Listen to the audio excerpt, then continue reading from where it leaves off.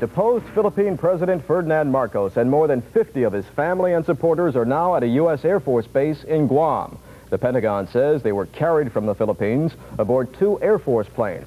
It's still not known how long Marcos will stay in Guam, but it's reported that he may check into a hospital there. Earlier, thousands took to the streets in Manila to celebrate the ouster of Marcos. Many Filipinos called it Liberation Day. It ended days of turmoil following a disputed election between Marcos and Corazon Aquino and 2 decades of increasingly dictatorial rule by Marcos. Tonight, the new president, Aquino, addressed her nation on television.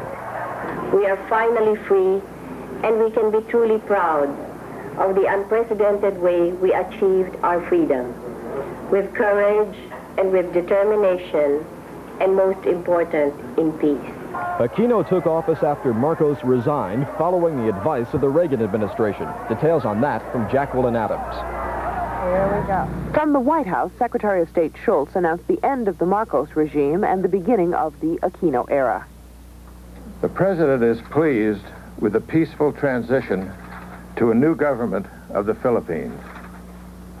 The United States extends recognition to this new government headed by President Aquino. U.S. helicopters ferried Marcos and 30 of his closest aides and family members from the presidential palace in Manila to Clark Air Base. Marcos decided to step down after President Reagan guaranteed his peace, his safety, and his dignity. Those assurances came in conversations with a man Marcos trusts, President Reagan's longtime friend, Nevada Senator Paul Laxalt. It was Laxalt who gave Marcos the unvarnished truth in 2 telephone conversations yesterday afternoon. Yes, President Reagan wanted him to resign. No, power sharing was impractical. Then he asked me the gut question. He said, "Senator, what do you think? Should I step down?" And I said, "Mr. President, I'm not bound by diplomatic restraints. So I'm talking only for myself. But I think you should cut and cut cleanly." And finally he came on and he says, "Yes, I'm here, Senator."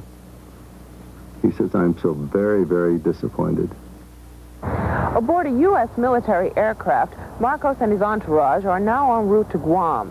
White House officials believe President Aquino has set up a centrist government with men of stature and experience in her cabinet. They're looking forward to working with her to effect the economic and military reforms that Ferdinand Marcos failed to achieve. Jacqueline Adams, CBS News, the White House. The end of the Marcos regime brought thousands of people into the streets of Manila, a joyous celebration of the fact both the years of Marcos' rule were over and a new era is beginning. The demonstrators cheered and chanted the name of Corazon Aquino, the new president, who only a few weeks ago was called a long-shot underdog by the man she unseated. The Filipino community in the United States did not take to the streets, but in New York, many Filipinos gravitated to the consulate building. I feel great. I think she can make it. Well, I'm very happy because we avoided bloodshed, and I'm very proud of the Filipino people over there for keeping their cool and for being sensible about the whole thing. I think it's a great relief. I think it's a big change. It's also great that it's the people that's with her rather than just one political power group. Blick. What? Because Marcos told us about everything in the Philippines. Rob Armstrong, CBS News, New York.